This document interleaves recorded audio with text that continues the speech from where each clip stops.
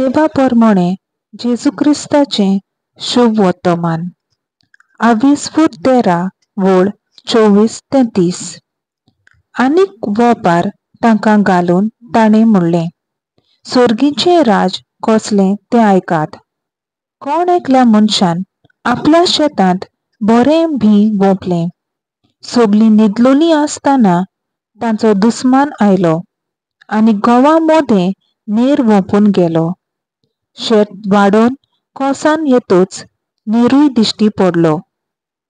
गोरकाराच्या वावराड्यांनी ताचे सोरशीं येवन म्हणलें, दोन्या, तुज्या शेतांत तुवें बरें भी वोंपलोलें न्हय? तूं नीर खंयचो आयलो? ताणें अशें ताका जाप दिली, हें दुस्मानान केल्लें काम.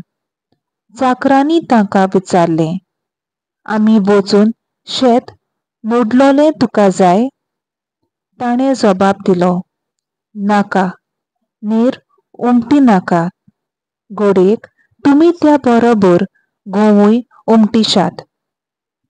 लुवणी येसर दोनूय बाराबर वाडोवन दी. आनी लुवणेच्या वेळार पयलो नीर एकठांय करून उज्याक लावचे खातीर ताजीं पेंडकुलां बांदात.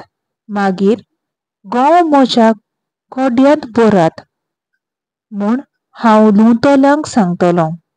देवाचें उतर हें. देवाचो व्हड उपकार.